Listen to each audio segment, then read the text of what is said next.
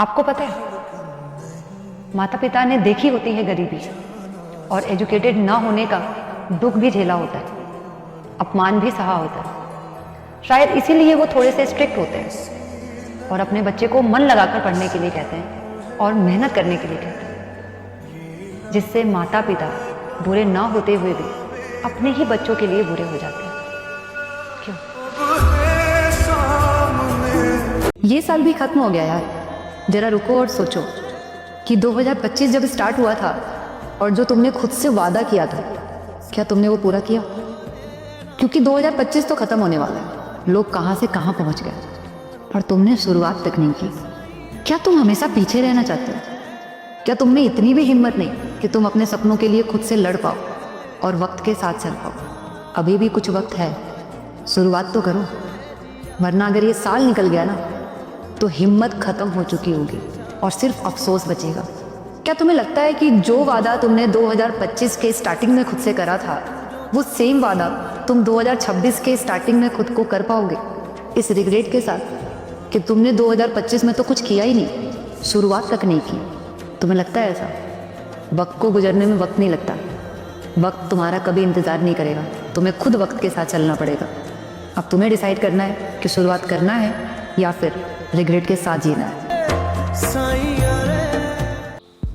अजीब बात है, हम अपने आज का सारा वक्त और सारा कीमती समय बस ये सोचकर बर्बाद कर रहे हैं कि कल हमें बहुत सारा वक्त और समय मिलेगा, और कल हमें बहुत सारा वक्त और समय मिलेगा, यही हमारा सबसे बड़ा भ्रम है। क्योंकि कल तो किसी का है ही नहीं, जो है बस आज है। तो आज जितनी मेहनत करोगे, कल तुम उतने ही सुखी इंसान होगे और सक्सेसफुल इंसान बहुत जल्दी कहलाओगे। पापा ने आज मुझे पढ़ा कर साले तेरे पे इतने पैसे खर्च कर दिए, 3 दिन तक सोच ही रहे। अरे बोल दिया उन्होंने, वो तो ऑफिस चले गए बोल के। वो गाली भी बक देना कोई फर्क नहीं पड़ता भाई साहब, उसके पीछे उनका प्यार है। यस और नो यार, आपके कोई दूर का रिश्तेदार आपको डांटने नहीं आएगा, वो ही आएंगे, तू नहीं पड़ेगा।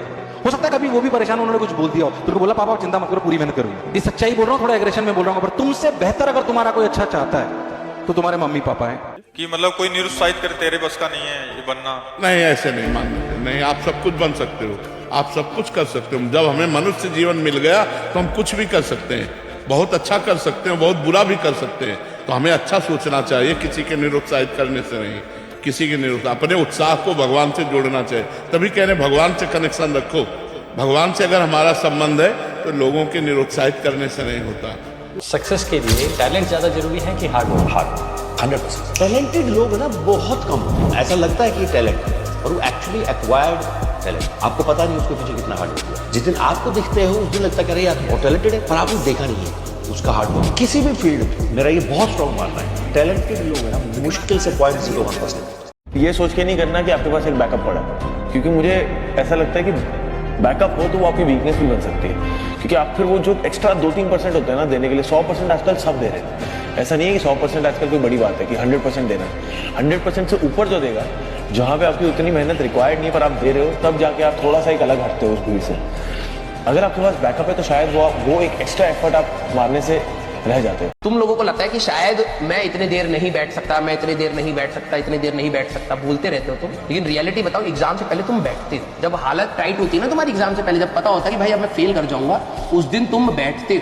उस दिन तुम नहीं देखते भाई तुम्हारा मोबाइल का एडिक्शन क्या है, तुम्हारा दोस्त क्या कह रहा है, तुम्हें इंस्टाग्राम पे क्या मैसेज आया, कुछ नहीं देखते। जब पता होता है ना कल फेल हो जाओगे, तुम बैठ जाते हो। और मैं हर बच्चे को यही बोलता हूँ, एक्चुअली में तुम्हारे अंदर ना वो जो चीज है जिससे सिलेक्शन होता है वो है, और वो तुम्हें भी पता है। अगर तुम जिद मार लोगे ना कि यार कि मेरे को इसी साल सिलेक्शन लेना है, मुझे 5 वर्ष की योजना नहीं बनानी है, अगर आपके माइंड में ये चीज क्लियर हो गई ना, believe me, nobody can distract.